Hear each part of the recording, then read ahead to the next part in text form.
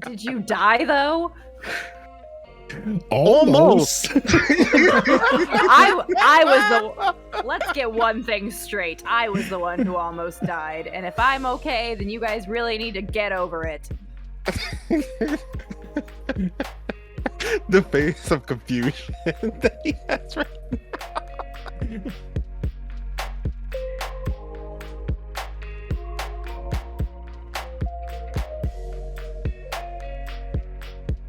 I think all of us would be interested in any of those theories that you have.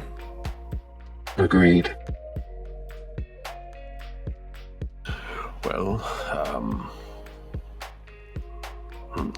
I suppose it wouldn't hurt. I'm not as old as I look, but the things that have been talked about throughout my time here, there has always been a theory, I suppose, that there is some kind of contraption, I suppose, if you will, that is siphoning the magics from our world, from our people, from the surrounding lands. I don't know who has the power or capability to build anything such as that, but the things that we have seen and observed, the way that creatures act and react, and the way that things have grown in places and out of control, there has to be a reason more than what has been provided to us.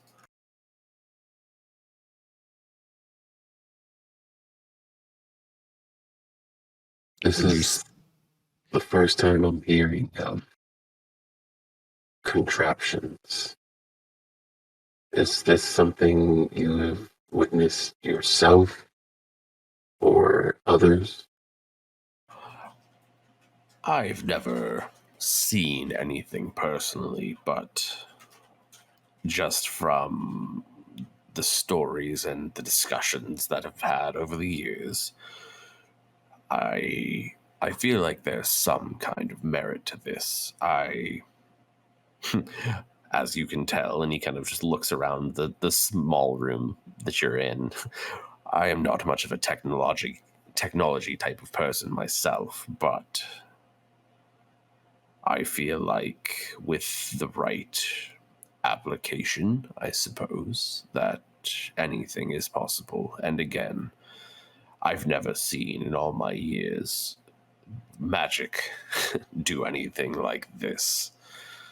And I think that there is something more to this puzzle than just some crazy wizard doing some bad magic.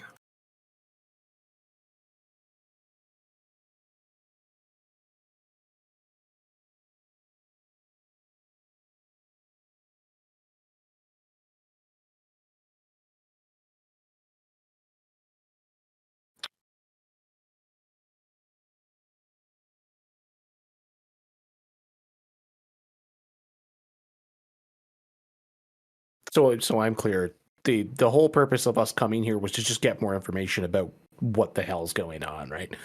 Okay. And we kind of have gotten that now. Laya, what about this stone you showed over him? Would that have any bearing here, or? Oh, perhaps. And I'll kind of like root around in my bag for it, and pull it out and just like hold it up so he can see it. Overham said it was a celestial stone. And you see him kind of pause for a minute, and he kind of just stares at it, and he kind of just rubs his jawline.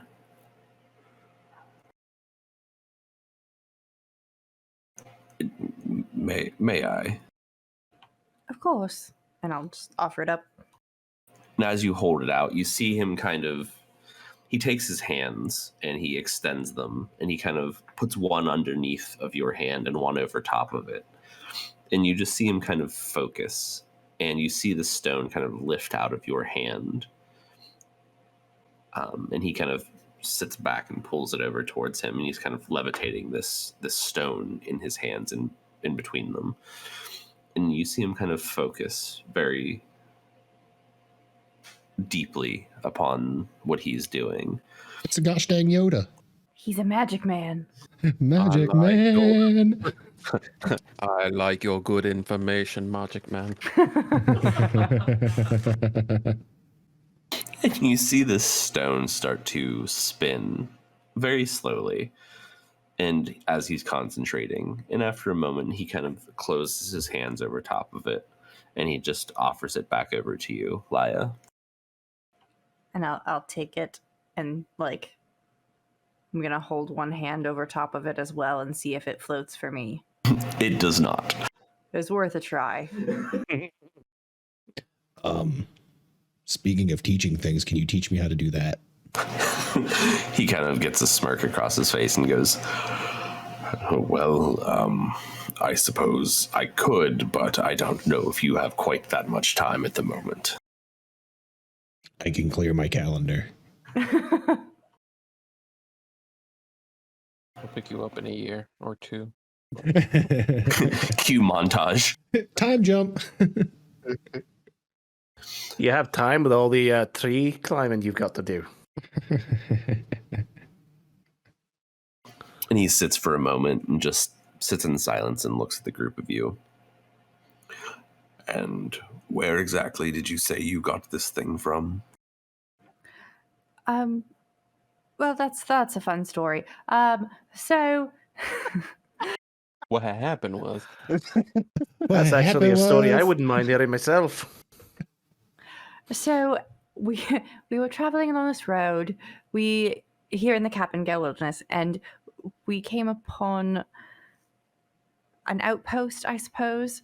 And we saw these figures, and so I moved on ahead, and they seemed humanoid, I suppose. So I tried to, interact with them a little, and then, but when I got closer, they vanished. And in place of them, there was a parchment that was wrapped around the rock, and it said, "You will never find us." And I pull out the parchment as well to show them that. Well then, that's unsettling at best. Quite, yes. As I'm sure you have been told, and as you have said, this is most certainly from the Celestial Ocean.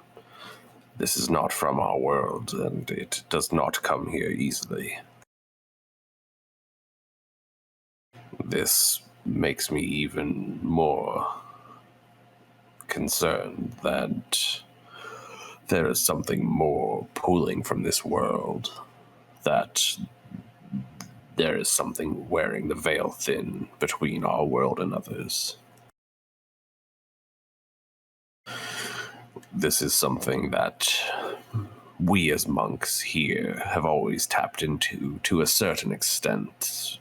When we meditate, we are able to project ourselves to an extent into the Celestial Ocean to travel vast distances via thought.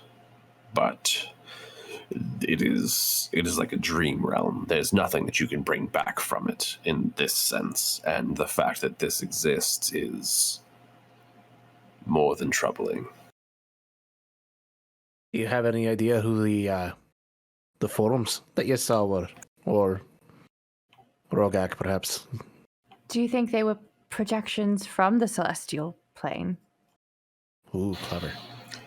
That is very possible. There are not many things that live there permanently, so it would only make sense that it was something projecting itself there to you. But even still, the power to pull things from the Celestial Ocean to our plane is more than impressive. They would be very powerful. Indeed. Rogak, this is going to sound weird, but do you guys remember the mayonnaise? Emmerin, this is probably going to sound weird to you too, but Once again, do you remember the mayonnaise? I was just going to say that the people that we were looking for that left us that note, the reason we were looking for them is because we all kind of had a communal dream, I suppose, where they attacked us, and all of us had the same exact dream. We were able to bring back a piece of cloth. So I don't know if the people we're looking for reside in the celestial plane and were able to somehow pull us in.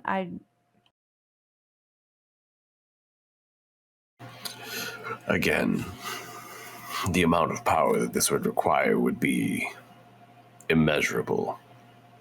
The type of magic that this would require, the person had been practicing for centuries, if nothing else. It is not something that would happen lightly. But again, with the way that the world is now, it is possible that it is easier, I suppose, or that their magical prowess has been enhanced in some fashion to do so. Well, while we're on these subjects, is there anything you could tell me about this? And I'll pull out the infamous orb, which I suppose Emmerin also has not yet seen. Nope. The orb. You mentioned orb, and my brain went orb, but that was it. And you see him pause for a moment, and he kind of cocks his head and looks at it. Is that...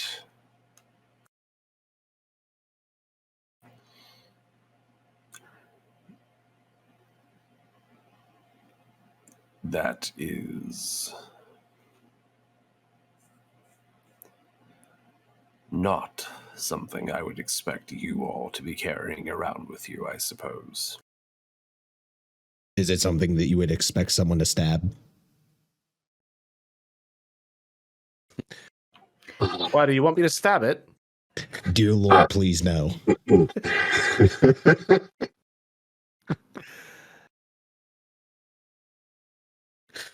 All right, I'll bite. What is it? What did you want to say, Flav? No, I just the hesitation that I had, the reaction we said you want to stab it. Gotcha. PTSD. Did you die though? Almost. I was the. Let's get one thing straight. I was the one who almost died, and if I'm okay, then you guys really need to get over it. The face of confusion that he has right now. So, but Emmerin is just like, I sit at the table. All right, I'll bite. What is it? Well, to answer your question, I do suppose that stabbing it is an option, yes. And All right. I'll just kind of like stick my tongue out at Orlo and be like, I don't know if that's the route that I would have recommended, but it's sufficient, I suppose. and I'll just smile real big. Very smug. So, for those of you who are confused, and he looks directly at Emmerin. It's not my fault. I just joined up. What this is what is left from an imprisonment spell. This is the container that the vessel leaves behind. So, for example, if I were to cast this spell on Orlo, for example, what would be left in his wake would be something very similar to this orb. It is the plane in which they are trapped until something from the outside world affects it. All right, magical prison. Cool. That tracks. After we stabbed it, after We. I stabbed it, That's what I thought. We released somebody who claimed he had been in there for what was it, hundreds of years.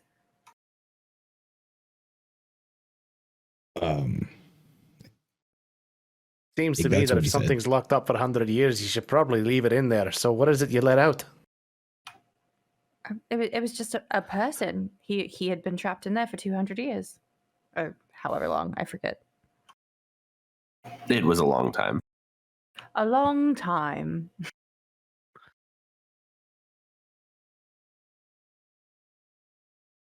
As to answer your question, we don't know. Wasn't it a druid who was sent to, well, ironically, imprison or destroy the demon? That's what we've been told. Yes.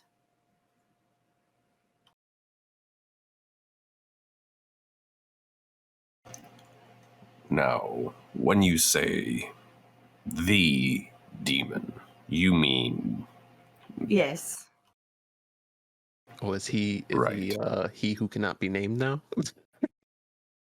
Emmerin's still sitting back here, go like, guys, you got to glue me in here. The demon from your story. It's not a story.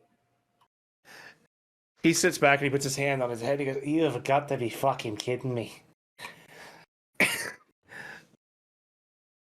Well, I suppose if you aren't aware, yes, that story specifically is very much not fiction. Valgath the demon was most certainly something that existed in this world. But that's not what was imprisoned in this orb. This was his... Oh. And he just pauses for a minute.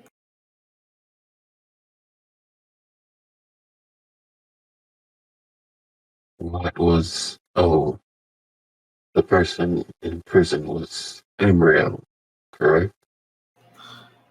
Yes, but that means that... Have you shown Granny May this before? Yes, actually. She was quite keen on taking it, but I was very insistent that I keep it. Understandably so, I suppose. Is there a reason she would want something like this so bad? Well, as you probably have heard, this orb was what her mother summoned.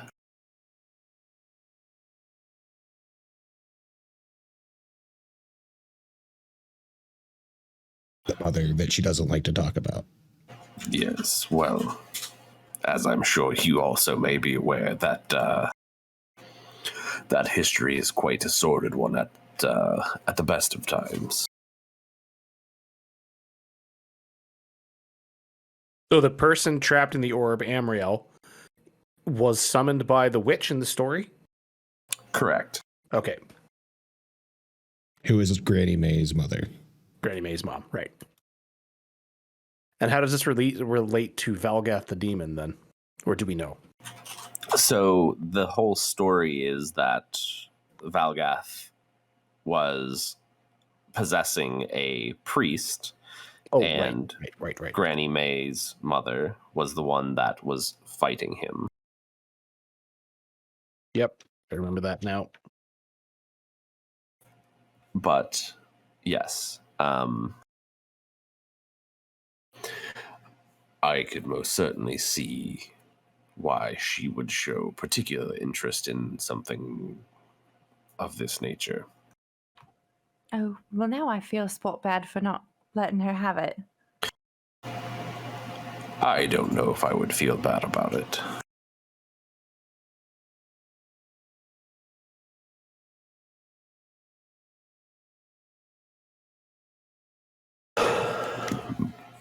Is there any use for it now, or is it just a shell? While it is, yes, just a shell, the amount of magical energy that is contained around and within it is quite substantial. I don't know that I would just throw it away if I were you. Good to know. Once the prison's been broken, breached, what have you, can it be used again? I suppose that it could be tried. I don't know if the amount of power left within it would be enough to contain something particularly strong. Maybe something smaller or less powerful, I suppose, could be possible, but... Could we recharge it? I mean... I'm not sure. That is very far outside my area of expertise, I'm afraid. So I am so outside my realm right now, I don't even know where to start, so you'll have to forgive my ignorant questions. There's no such thing as an ignorant question. You are just searching for answers. So I sagely. understand that your knowledge on this topic is limited, but would it be possible to repurpose this orb to house different magics? He pauses for a minute and sits and kind of thinks about it and says, well, I mean, I suppose that if anything were to be reused in that fashion, that this certainly could have the potential to do so, yes. You hear that, guys? We can put magic gems in our weapons.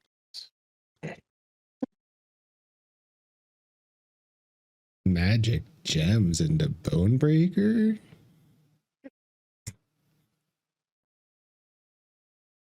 I think Bonebreaker hurts enough, thanks.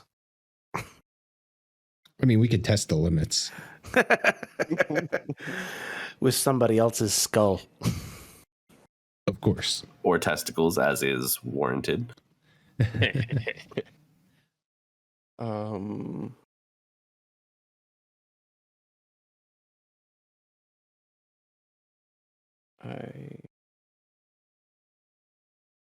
questions that I have don't pertain to this particular topic, but I feel like we're on a good thread here, so if anybody else has questions. I think I'm satisfied, and I'll just like slide it back into my pack. Just so I'm clear here, the thing that I thought was a story, but is clearly not fiction, had to do with the severance, or is this something entirely separate? I suppose they could be related to an extent, but this happened far before the severance. Oh, very good. Can't hurt to have a magic prison in our arsenal, anyway. I suppose it doesn't know. So long as we can find a way to repair it.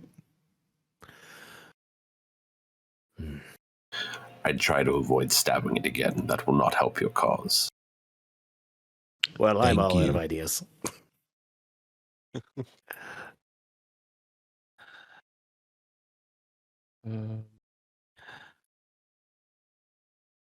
He stands up for a moment.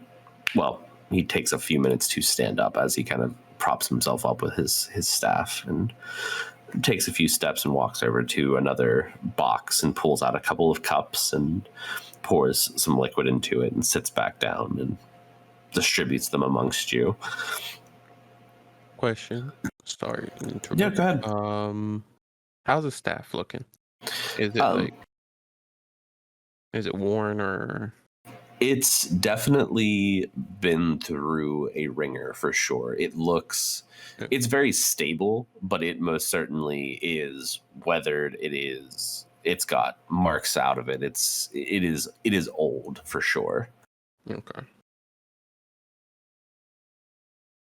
And he slides these cups in front of you, and he says, just a fair warning. I don't know if this is something you're interested in, but it is, it's quite strong. So just be careful. And I'll Wrong. immediately excitedly pick it up and like, I'm not gonna like throw it back, but I'm gonna take a good gulp. So it is just this super clear liquid, and it smells like nail polish remover and tastes worse. This man just gave us Everclear. It's moonshine. I I will know. definitely be making like a face. If I know anything about the spirits we used to make back at home, this is going to be some good stuff. I just take it and I just totally slam it back. Yeah, Emmerin will make a little like tip to the rest of you, kind of laugh at Laya for a second. Fucking nobility, and back. I'm only 18. I didn't start drinking until we came to this world. And for a second, you see him turn to you, and he pauses, and he goes, What do you mean by that? Oh, yeah. Should have led with that. About that. The three of us, and I'll like gesture to myself, Orlo, and Flo. We're from a different plane, I suppose. I'm sure you know Overum. Yeah. I do. I am aware of him. He brought us here to help. Interesting. Wait a goddamn minute. Go ahead, continue. The wheels are turning over there. I see them. But in the case of Flo, it would like be actual wheels too. Like Right. The cogs. Did Emmerin know that they weren't from here? I don't remember. yeah, we kind of had that chat when we were in the basement, and I was like, "Man, you guys do not look like you're from here." I was like, "I've never seen one of you. I've never seen one of you." Right. And then she changed her face, and I went, "I've most certainly never seen one of you." That's right. And he kind of scratches his head a little bit and kind of runs his fingers through his hair and goes, Well, that's very interesting. I suppose that's to help with all of this then, yes? That's the goal.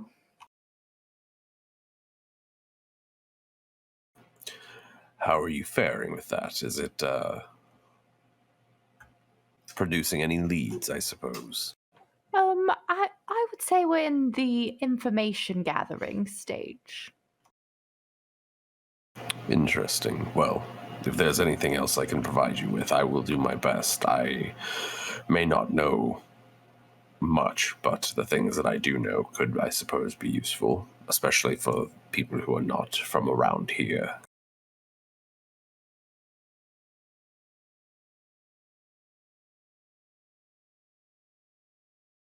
Any general advice, I suppose? Well, I suppose always watch your back. Be careful of those who you trust, but that's to go with saying for anything, I suppose. Generally speaking, I would say avoid the waters in Capengale. It can be a bit dangerous at best. Bit technically. I see you've already found out, yes. Yeah, we rode down the river in a couple boats. Made it. Zrinko warned us, but apparently we didn't listen very well. Well, I suppose if that's the fastest way to travel, there are risks involved, but sometimes it can be worthwhile. I had a good time. And then, Flo, you said you had some questions that you wanted to ask. Would you like to do that? Yeah. Your relationship to Sora if you don't mind me asking, what is the nature of your relationship?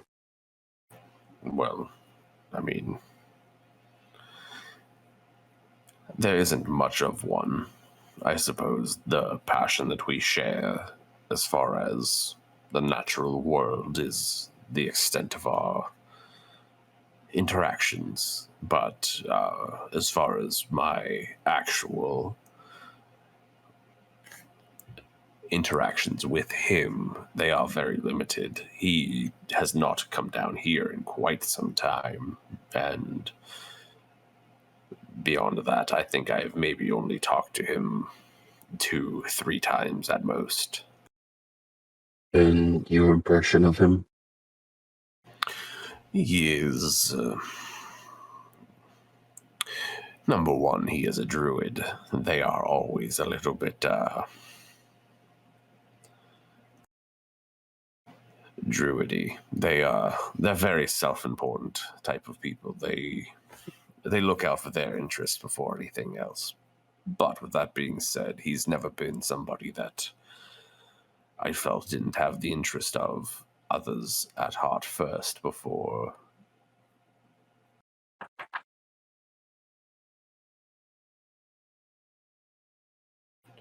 But overall, he seemed fine. As I said, don't know much of him, but for those that I do know that have had interactions with him, he's always been personable. He's always taken care of whatever needs done. It has never been an issue. Would you say he's someone that you would be comfortable passing your orders knowledge to? I suppose that if anybody were to know what to do with it, that it would be them. It would not be my first choice, but I don't know who else would be at this point, so... I have someone in mind, but I wanted to respect your wishes first. Well, that is very considerate of you, and I appreciate it greatly.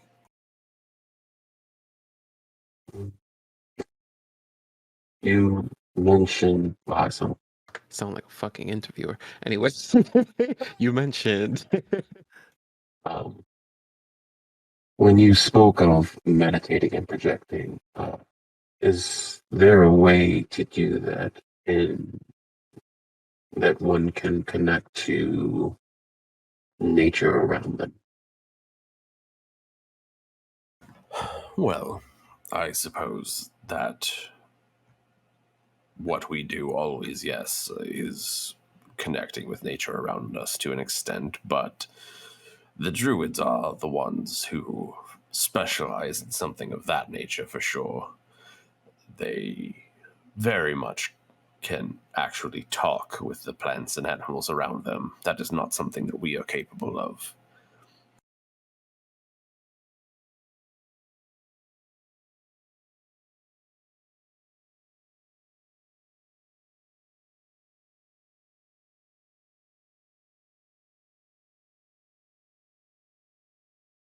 Is there, well, you've given us a lot of information. Is there anything that we can do to make your job or your life here easier in return? I don't believe so. But as I said, if this knowledge is something that at some point you would feel comfortable transferring or passing on, it would be something that I would greatly appreciate. As you can see, any kind of taps the stick on the ground. It is not in my best interest to do a lot of far traveling. If you could travel to go anywhere and maybe go somewhere to solve these problems, where is it you would go? Anymore, that's a very difficult question. I suppose I would have to start with Elriel because that is the only place that I know of where there are still people here. I'm sure there are others, but for me to seek them out would be quite difficult. Who in Elriel would you talk to?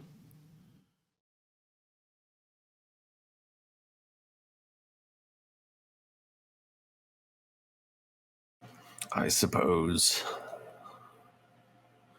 out of any of them, the ones that I know at least, there used to be this wonderful little woman. She kept the inn there. She was always quite nice, and she always took care of us if we did happen to come through. Zrinka, she's wonderful. And he cracks a smile and says, yes. If you know that, then you've obviously met her. But yes, she is quite wonderful. It's actually who I was thinking of giving the information to. That would not be a bad bet. That would work for me. Yeah. Okay.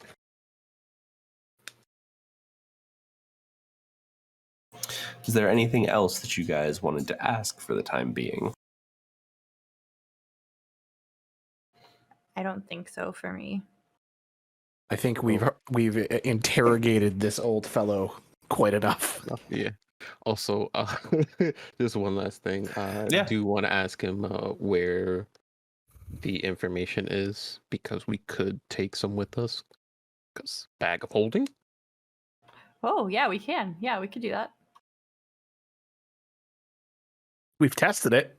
It works. Buttonhead tested and approved. Still the idea of a little stamp that's just a little buttonhead mushroom. Just I was gonna say the same thing. Yeah, I was thinking it too.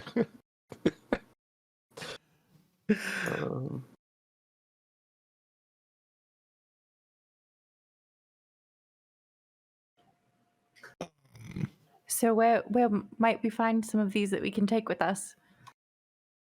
And you see him kind of just looking up, and he looks around like the tops of all of like the rafters and things, and you can see that across the tops of them there's a large set of like books and journals that run across the top of like the building that you're in.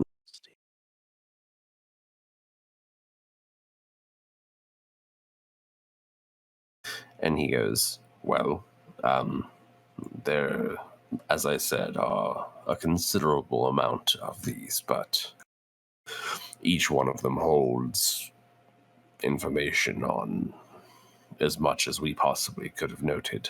Things that range from what the plant's like and what the conditions that they need met and things of that nature, but there's also other information in there. I don't know if any of it would be pertinent to you, but things about our order, things about what we do and what we have done, things of that nature. It is all the information that we have.